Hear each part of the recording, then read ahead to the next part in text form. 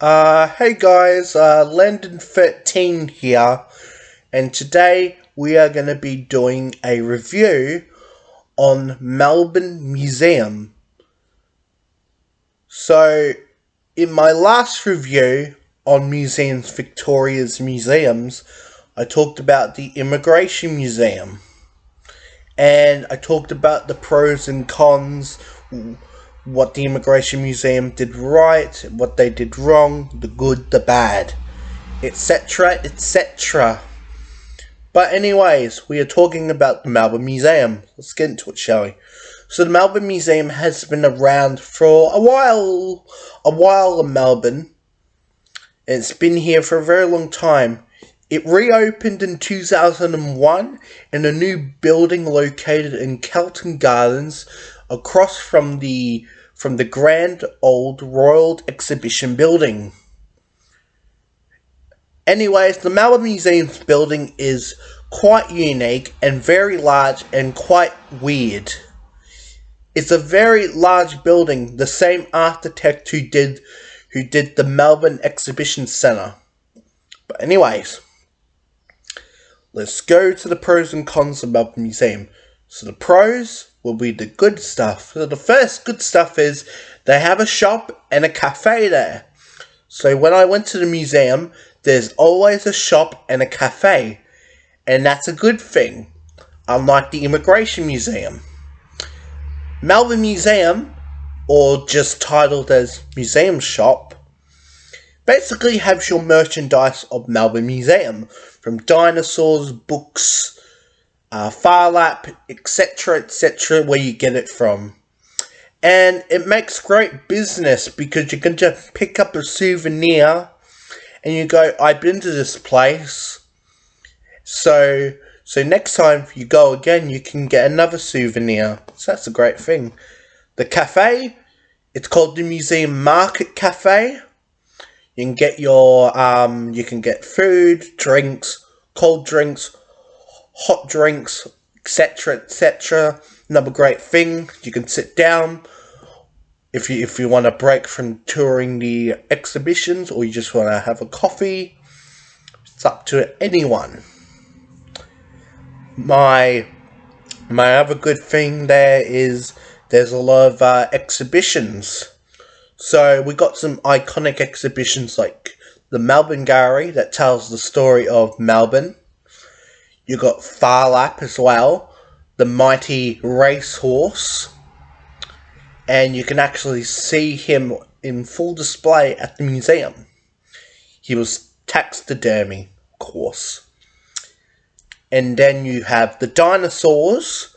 You got Dinosaur Walk. You can walk through all the fossils, especially the big, large, bloody T-Rex. And then you got the oh yeah, that's right. You got the Earth crust exhibition, learning all about the Earth and how it evolved. Then you got this 600 million years of Victoria, our little history of Victoria's evolving in Australia. And then the bugs, we're just gonna skip the bugs. And then there's like a new exhibition there. The Triceratops thing is amazing. Recommend it. You can see like this big giant Triceratops fossil in the middle of the room. Then you got a children's scurry for the little kitties, so that's very nice. Got like a thing for the kids. And then you got the Aboriginal Center, Bunjalaka, learning about the first people in Australia. And then there's like a little garden out back to just experience the nature for itself. Another good thing is there's a big giant forest gallery in the middle of the museum. With real trees, real animals, real fishies in the water, but you get a sense of nature when walking through there. So yeah, those are my pros of the museum. The cons, the bads, let's get into it, shall we? So first of all, With the museum cafe, here's a problem with the museum cafe. You have to book a ticket, or to go in. I know it sounds stupid, but believe me, me and my mother actually has encountered that when we went there last. And I wouldn't go to the cafe because, well, you can just get food at Southern Cross Station. My second con is the children's gallery. You have to have a ticket to go into the children's gallery. It's stupid. I was trying to take my brother in there, but they wouldn't let us go in. So that was really stupid. Another thing is they get rid of some really good exhibitions. There was the Mind exhibition, learning about back in the day, torture devices, our brains, optical illusions, especially that really awesome optical illusion house. Not there anymore. They got rid of it. Very disappointed. Yeah, that's all my cons of Melbourne Museum. Nothing really much. Oh, another con is it's very expensive in the gift shop. Believe me, it's very cheap to get into the museum, but it's very expensive for all the merchandise in there. So, waste of time, but not me. No. Oh yeah, that's right. Another positive is Melbourne Museum also has an IMAX theatre. Believe me, I'm kid you not. This museum is fantastic. They have an IMAX theatre showing the movies that comes out every year. Not only that, but they also show documentaries made for IMAX for that museum. So, very good thing too. But yeah, that's all my pros and cons of the Melbourne Museum.